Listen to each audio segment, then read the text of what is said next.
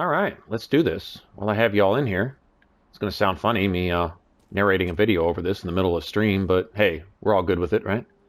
All right, a NecroMage build. First, look at our skill selection and why we pick these.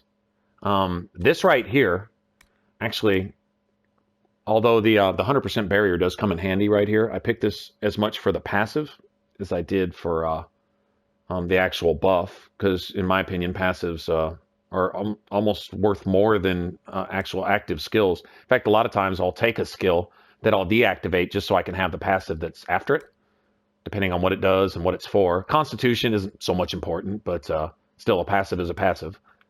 And then coming down here, I'm not really concerned with, oh, okay, Heterochrome here says hello to YouTube. I don't think you guys can actually see the chat window off to the side over here during stream, but everyone's waving like madmen in the window, fogging up the glass, screaming, yelling with their banners up. Anyway, you got this one. Really, all I did was to work down here, grabbing barrier. Now, for the obvious thing is, barrier obviously helps with anything, but it actually serves as almost an offensive buff. Because as long as the barrier is active, with this passive, you get the 35% mana regeneration, right? And then with the new morph that comes with the DLC, which is pretty cool, you can actually increase the duration of your barrier and the amount of time before it even starts to go down, right? And so with that in mind, adding an extra 5 seconds, this barrier, if nobody hits you, if it just decays on its own, it will actually last long enough to where it's almost ready to go again as soon as it dissipates. So there you have it. But as long as that's going, as long as we keep a barrier active, we get a 35% mana regeneration bonus.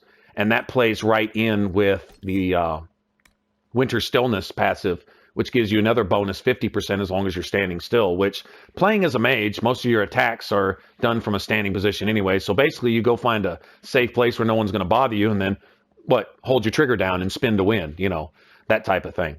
But this right here is the Swiss Army knife skill, which I put on every mage because it does basically everything. It sets up every class for a combo, sets up your assassins to cross-class combo with Twin Fangs, for example, and probably a few other skills. Your archers with several of like the long shots and stuff like that. And then your other mages, and with the new morph here, it actually combos with itself. Any enemy that's chilled or already frozen takes bonus damage, right? And so with all of your mages, if you have 2 mages in your party and you have them set to favorite this, or you have this with your own mage, as in this case, you can actually pull off that combo yourself with another mage in the party. You can basically just spam that back and forth, and it comes into play a lot. And even enemies that are like immune to cold damage and stuff like that are still affected by Winter's Grasp. They still get slowed, and they still get at least chilled, it seems like. You'll actually, even a bear that's supposed to be essentially immune to all cold, you'll see them kind of get frosty and slow down a little bit. Not that that helps much with a bear, though, because they're basically like a mini-boss every time you run into one. And then you have this, Fade Step, which actually, with its upgrade, does some ice damage and can leave enemies chilled. This, believe it or not, actually plays into this and actually plays into everything else that I pick for the NecroMage too. This is actually not so much an evasive thing, but it's an extra offensive weapon. And it allows you to reposition your mage real quick. Really handy during like dragon fights and stuff. When they go to slap the shit out of you or swipe you with their tail or something, you can move to the other side of them and damage them as you go. Instead of going around them, go through them. And so that's really, really helpful, especially against like fire-based dragons and stuff, right? And on the specialist tree, being a necromage, I picked this because this is really the DPS tree. What is it? The arcane warrior, the spirit mage, or whatever you call that, whatever Vivian is. Okay, she does her thing, and she's more of a healer. She'd really have the only healing class in the game, right? And then what's his face? Solus, the Rift Mage, which a lot of people are fond of. As far as doing damage, I wasn't a big fan of that. I play with friendly fire on, always keep that in mind. So a lot of the skills, you're like, well, why didn't you pick this or that? Those are amazing spells or whatever. Yeah, the Night Enchanter. Thank you, Cap. All right. Thank Caparina in here for correcting me where I'm total loss for words. But basically the Rift Mage, when you take out the friendly fire abilities, which is basically everything, the focus ability is friendly fire. It can wipe your party before it does any damage to the enemies, as far as that goes. And then even the, what is it, the Maker's Fist or whatever, getting fisted by the Maker, that's friendly fire also. I did actually experiment with that one time, and Solus straight up wiped me in the middle of a fight with that. I mean, he was attacking an enemy, but I happened to be in range because it's kind of an AoE thing, and he basically single-handedly destroyed me. I think it even like bypasses armor or some stuff like that. Anyway, not a good thing to have in a friendly fire party. Okay. And so that really left this. And what's amazing about this is not only does it not take a lot of points, all right, but everything in here plays off of itself and plays into everything else in your tree, other than maybe Winter's Grasp, which kind of feeds off of itself, right? But you have this, you have horror, okay, which panics enemies. And panic and fear are the key words for the Necromage, all right? And then you have, this is really cool. When an enemy dies near you, you get back mana and some health, all right? Death Siphon. That's kind of been a staple in the mage builds ever since Dragon Age started, all the way back to Origins. This has always been a cool one. It's usually a kind of a sustained ability, when they had sustained abilities that operated off a certain percentage of your mana, which I kind of miss those days. That was kind of cool. It made you manage your party a little bit more. But this is just a free passive, so that's really helpful. Then you have these. You have damage bonus versus panicked enemies. Feared or panicked, right? That's the key word there. And that's 15%. And there you go. And the idea is to keep them panicked basically all the time, right? And another cool thing about this is it's kind of a tactical build, as you get to keep them contained too, which I'll explain in a second. But then you come down here, and this passive gives you another 20% damage bonus as soon as somebody dies around you, okay? And if you're doing your job, that's going to happen. And as soon as you can kill some weak little ass mob over here or something like that, it's going to give you a constant damage buff. And that starts stacking with this and some of the other stuff that you're doing. And this is all I pick in here. I don't go for the focused ability, which is haste, which is one of the most useless abilities in the game, in my opinion. And I don't go down here because this can be glitchy. This is a passive that almost acts like an active spell. And it can hamstring your party. From what I understand, like if fights are over, it can glitch and do some different stuff. And other than that, it doesn't look like something I'd want anyway. And from, at some point, you got to decide what you're going to put points in and what you're not going to put points in. You don't have enough points to get everything. Wouldn't want that anyway. You only have 100 mana, so you can't pull off every spell in the game anyway. So you kind of pick and choose, right? But anyway, so this is what I pick here in the specialist tree. Not a real big deal, but these, especially this and this and this, really play into the rest of your build. Kind of similar to my Warrior Reaver build, is I don't use everything in the Reaver tree, but I use specific passives that really play into absolutely everything else that I do. All right, and so this should be synergy. This should feed that, which feeds that, which feeds this, which feeds, and it's kind of like a snake eating its own tail. And your build and your party build should feed itself. Not just what my character does and how my abilities work with each other, but how the rest of my party's abilities work with what I do. And then I build my followers accordingly. They may have certain key skills that play exactly into what I do, right? And so with this in mind, especially the terror and the panic and the fear, if you get over here into this tree, every single spell in here is friendly fire except for this one. Now, I don't know about these upgrades, and I haven't really worried about it anyway. They don't really... The only purpose that this spell really serves is, other than doing some nice, tasty damage, okay, that's great, but it's more of a tactical thing. It's another free panic. What this does is it panics and fears enemies. So this, along with this, actually work with each other, all right? And they play off into this. And then hopefully if you kill somebody, it plays off into that. All right, so you're talking about damage bonus that should be taking place all the time. And whether you're hitting them with this and some really sexy passives down here, which remove cooldowns and stuff like that, right? Always want to pick these. Then when you factor in what is really the cornerstone of this entire build, Static Cage. And what this does is it corrals enemies. And then you can morph it to where any enemy trying to leave Static Cage gets zapped for extra damage, all right? And then anytime an enemy takes damage, it gets zapped for extra damage, all right? And that plays just really, really sexy into this one skill right here, which is Energy Barrage, all right? And notice it says damage per hit is 78% because I have a ring for Energy Barrage, which is pretty cool. Normally it says 66%. So basically each hit does 2/3 damage, right? But you get 12 of them, all right? Now, if you think about this, so far, if you can corral an enemy in static cage and keep them from going anywhere, and then panic them to where they try to leave, to force them to hurt themselves by trying to leave your static cage, then bust them in their bitch ass for another added 12 projectiles that with the morph do, it's like snowballs. It does extra damage, right? And then you stack on the extra damage of them being feared in the first place. And then as soon as one of them dies, you get bonus damage on that. All right, you're talking about some pretty sexy damage, okay? And so between this and any combos that you can produce while they're in static cage, and every time they get hit by anything in static cage, they're taking bonus damage from static cage.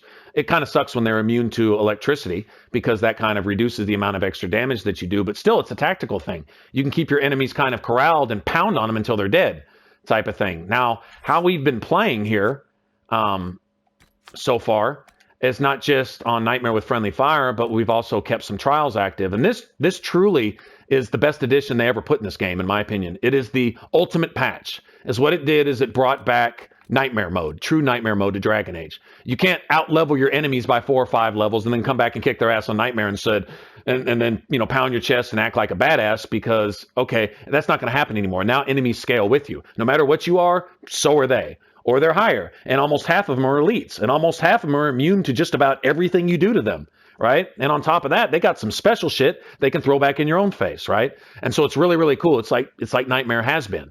I don't know why this wasn't in here in the first place, but I'm really, really, really happy that they put this back in.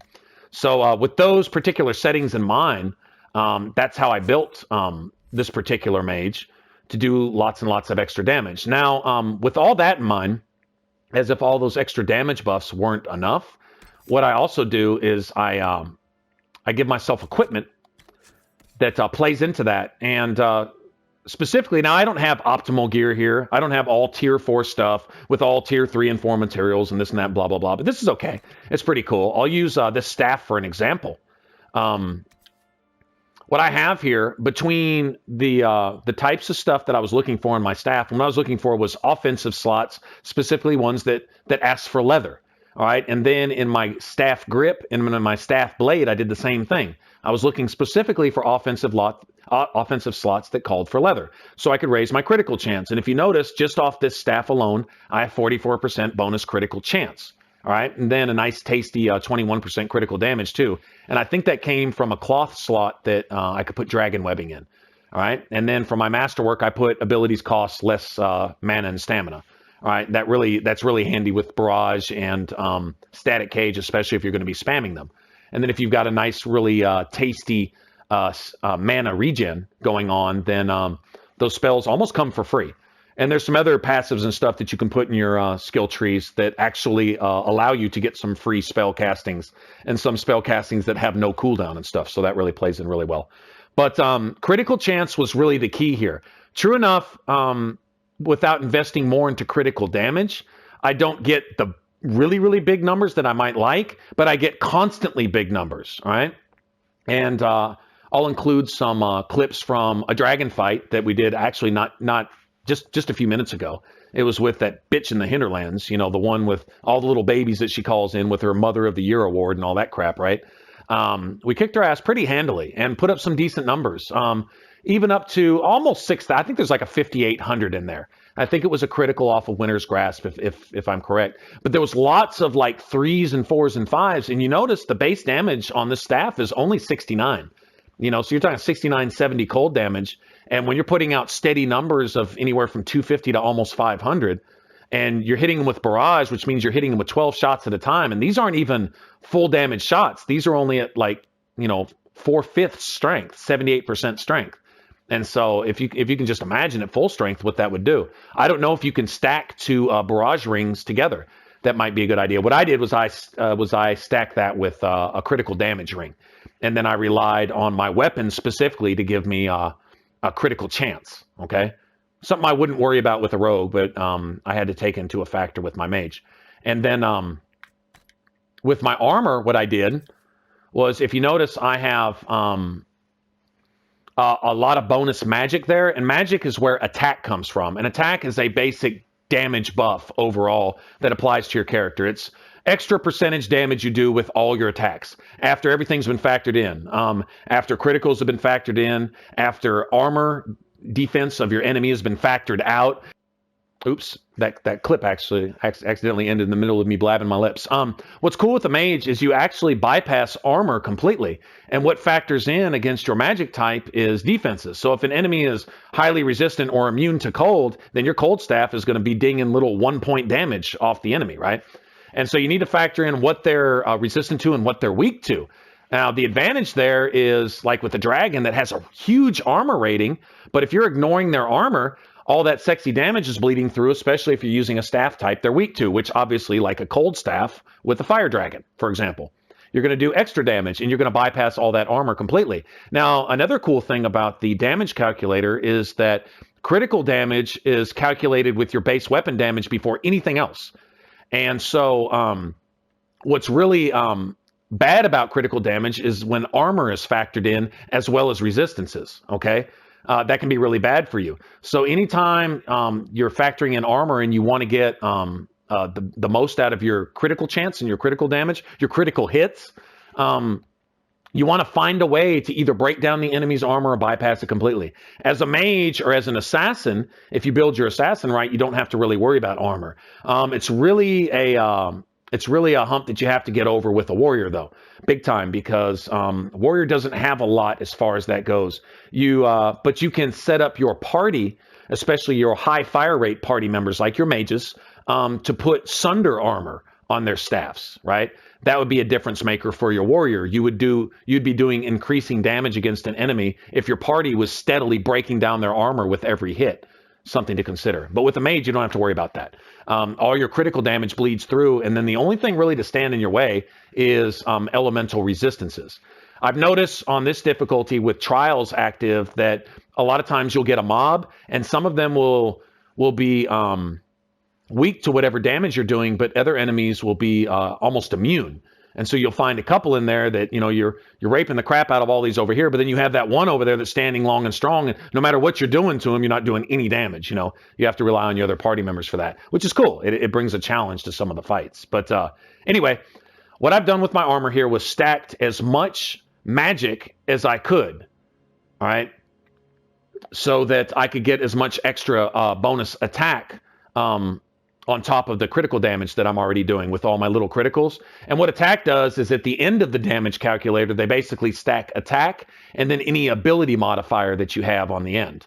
And by ability modifiers, what I mean is when you look at a particular spell and it says something like this, like Winter's Grasp, for example.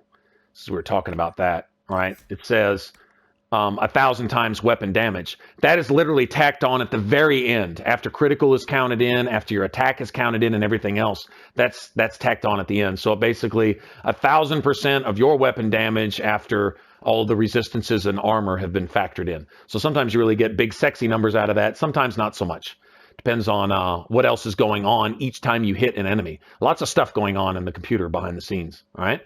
And then for equipment, what I've run with on this, and there's a couple new things that were added to the game, amulets and rings and stuff like that. Standard willpower, because that adds to your attack as a mage, right? And then a ring of critical damage, because I plan to be pulling off a lot of criticals, which I do. And then this cool thing right here, this belt of urgency. And this is almost like the red tearstone ring in Dark Souls.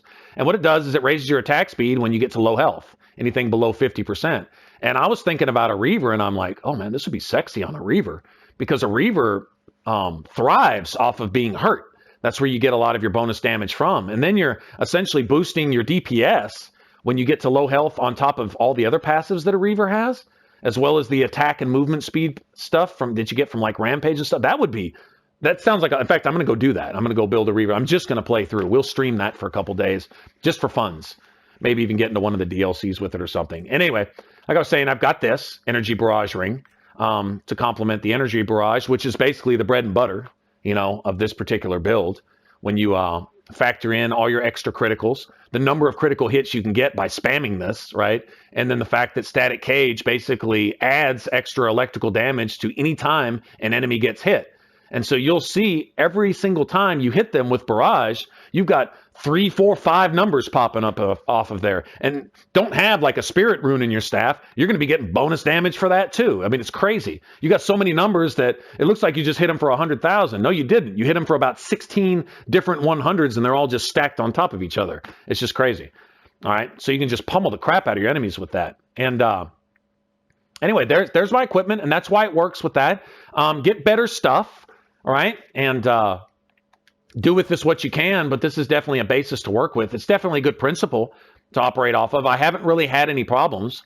Like I said, I've been playing with Nightmare and Trials active. I think the hardest thing up to date was one fight in the Descent DLC, which was almost endless until I figured out what I was supposed to be doing. It was more me being stupid than any challenge in the fight itself. And then, honestly, the tutorial section, because you had to get out of there before you could control your partners in some of those until you could control Cassandra, right? You couldn't even force her to drink a potion, and we were running through them, and some of the wraiths and stuff that we were running into were just like uber elite wraiths, you know, like level 50 wraiths at level 2 is what they were acting like. It was crazy, but we managed to get through it somehow. And anyways, other than that, not really any problems. And once we've started to get some decent gear and actually get some skill points under our belt, it really hasn't been any problem at all. But here I am, level 26. It's really easy. When you put on Trials, enemies scale with you. So you're always getting max XP for everything you kill, because it's always your level or higher. Plus, it's got its immunities, and you've got elite enemies, which give you a lot more XP. Instead of 100, they'll give you like 600 or 700, sometimes 1,000, 2,000. I mean, it's just crazy numbers. And so that really adds up fast. I don't even think I'm maybe 2/3 of the way through the story, and I think the levels cap off at 27. Somebody told me. I don't know if that's right, but somebody did tell me that. And I'm almost there already, so you're going to level really, really quick. But here's a look at all my skills in order, right? Something to work with. Really digging all the passives here. That's why I have these in place, all right? And then I want to really take advantage of these two in particular. Even if you don't use this a lot, which I do, but even if you don't, that's still worth taking just for these two. And then the obvious, like I say, the Swiss Army knife there, and these two, and then this. Oh, another thing is when you get all your enemies trapped in static cage taking damage, if they're weak to whatever staff type you're using, and maybe they're even weak to cold or whatever, you can even fade step through them, and if they are weak to cold, you'll actually do damage from your fade step, and the static cage will double all the damage. You can touch every enemy in static cage, zipping through them, and then turn right around and go back to attacking them again. And you'll actually double all the damage from your frost step on that. So it's actually an offensive weapon. That's what I was saying earlier, is that I apply this not just for a way to get around and do a little damage, but it really plays into the whole build. You can literally throw static cage, throw barrage, and if you got a little mana left over, do a fade step right through the middle of your static cage. And if you've got 4, 5, 6, 8 enemies trapped in static cage, you're going to do all your fade step damage to them, and plus your static cage damage to them on top of that. So it's really actually a pretty sexy skill to have. All right. And I'll be getting one more point at 27. What I'll probably do is put it right here. Okay. Most likely. Or something. Somewhere where I can get a passive. Like I said, I don't want this one. But somewhere. I'll do something. I've got all this pretty much maxed out. I don't use this because it's a friendly fire ability, right? But I do have this so I can take these two. And maybe this one. Either this one to extend their fear duration, or this one to extend the chill and freeze duration. Anyway, something like that. Either way, they give you a few extra points towards your magic or your overall attack, so it's a good thing to have. And that's pretty much it. And then as far as my party goes, this has been pretty much the crew that I've been running with. I have Cassandra, and she favorites Challenge and Warcry, so she can keep Taunt. I don't really ask her to do damage. Vivian does her healer job, and she has Winter's Grasp also. Other than that, she's got her Revive and Barrier and what have you. And then I bring Varric along for the extra critical chance that he offers to the party, which is a constant 5% critical chance buff to everybody. And what that leaves us with is this. If you look at our attributes, all right, got my magic and willpower up pretty decent amount based on the gear that I have. Like I say, I try to sync magic and willpower into my armor and whatever else I can, when I can, because it raises my attack. 66% isn't real high, but it's something. 66% bonus flat damage, basically. And then you have this. This isn't bad, actually. I'm kind of happy with this because of the ring that I'm wearing, right? But with Varric in my party, this is where my critical chance stands. So I'm hitting for a critical better than 2 out of 3. All right, and I'm happy with that. My target was 55, 60 or higher, and so 70 is just fine with me. In fact, I could probably afford to take Varric out and put in another mage, maybe. We can run with 3 mages and Cassandra. Can't unlock doors with that, but you can do a lot of damage with that, especially if you have Dorian helping you fear people, right? And so it's pretty sexy. I'm pretty happy with this. This is the best DPS build I could come up with for overall constant flow of damage. Sure enough, I don't have this a lot lower and this a lot higher, or this a lot higher to put up maybe bigger numbers. But I look at it this way. I'd rather put up 4 5,000 crits than 2 8,000 crits, right? I'd rather put up 20,000 over 16,000 if you do the math. I'd rather put up a steady stream of 4 and 500s instead of just an occasional 7 or 800 off my basic attacks, if you get my meaning. I'd rather put that up all the time. And so over time, I'd rather do 100,000 over the course of a minute, right? But only do maybe 10,000 over the course of 5 or 6 seconds, rather than do 20,000 for 5 or 6 seconds every once in a while and only do 70 or 80,000 over the course of a minute, if that makes sense. So in other words, it's higher DPS over a period of time, maybe not the single sexy big numbers that I really like with like my warriors and my rogues, but a steady stream of criticals. And that's not bad, 80% critical. I'm almost doing double damage with everything. And it's really coming out a lot higher than that with the panicking bonuses and all that other stuff. It's really playing into where, like I say, my staff, it says it does 69 damage, but really I'm putting up numbers between 250 and 500. See for yourself. I'll throw in that dragon fight clip and you can take a look at it. But anyway, we got everybody here in stream waving by, and I'm going to go ahead and wave by now and go ahead and get this ready to edit and get this up. And here's the mage build that a few of y'all have asked for, and I've finally played one. There you go. I'm not so anti-mage that I'm not willing to play one. And so I'm going to drop this mage and go play a Reaver now. So thanks, guys, and I'll catch you guys on the next one. Y'all take care.